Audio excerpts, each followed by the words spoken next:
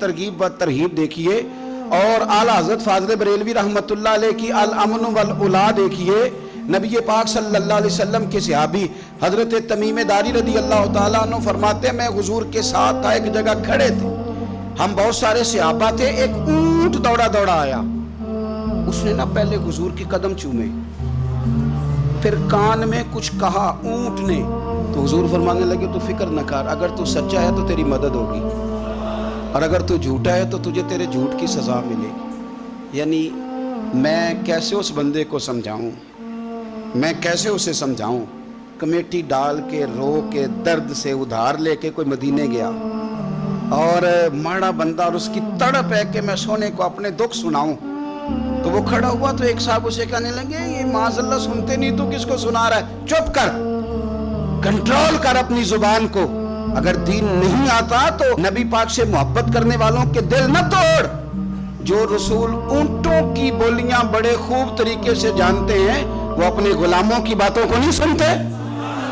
ये तूने कैसी बात कर दी। आला हज़रत कहते हैं लब वाह है, आंखें बंद हैं, फिर भी फैली हैं झोलियां।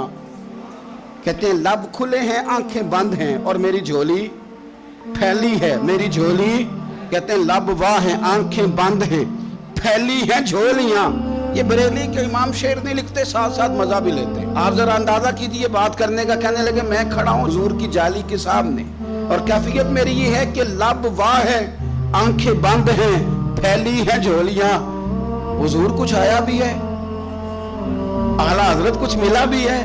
अब देखें किसी के सवाल से पहले ही जवाब देते हैं, कहते हैं लब वाह है, आंखें बंद हैं, फैली हैं झोलियां, और कितने मजे की भीख तेरे पाक दर की है, कितने। और खाली भीख नहीं मिली, मजा भी बड़ा ही आया है। यानी वहां से लेने का, भीख लेने का मजा भी, खुद भीख दे खुद ही कहें मंगते का भला हो।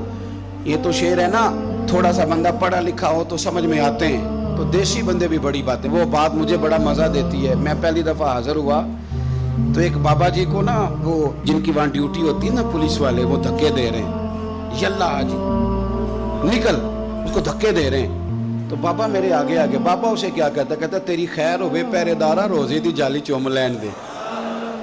एक दफा नहीं, 2-4 दफा बाबा जी ने कहा। तो कई दफा हम किसी को मसला तो बताते हैं, लेकिन वो बंदा तो ज़ौक़ में होता है ना, और वो जो मसला बताता है वो निराला होता है। वो बाहर निकल के ना, तो मैंने बाबा जी से कहा, मैं कहा तुसी 10 सारी शेर पढ़े पंजाबी दा, उनको तो तुहाडी समझ लगदी सी, वो ते अरबी है। तो बाबा जी मेरे थपकी दे के ना यहाँ कंधे पे, कहंदे पुत्र मैनू भी पता है, मैनू भी पता है, उन्होंने नहीं समझ लगती, मैं तो अपना रांझा पै राजी करता सी, मैनू भी पता, तेरी खैर होवे पहरेदारा रोजे दी जाली। आप यकीन करें कि जो रांझा राजी करने वाले, इनकी भी क्या ही बात है। रोजे दे दुआले ने गुलामां दियां टोलियां, वो वेखो एक पे सुनदा करोड़ां दियां बोलियां। ऊंट आया, आके उसने पहले कदम चूमे, कान में कुछ कहा।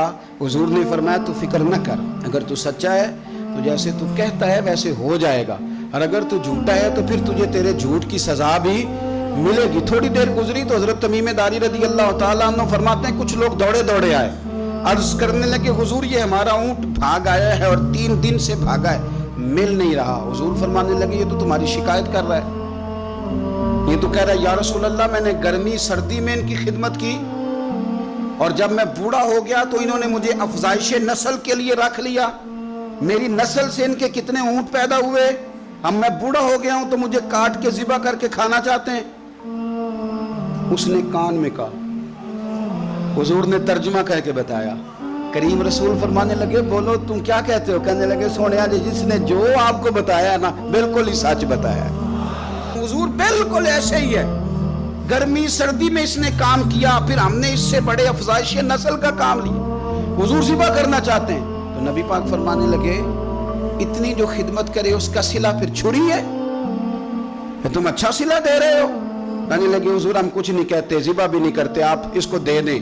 हुजूर फरमाने लगे अब नहीं मैं तुम पे एतमाद करता, इस तरह करो मेरे हाथ बेच दो। 100 दिनार का मेरे नबी पाक ने ऊंट खरीद लिया।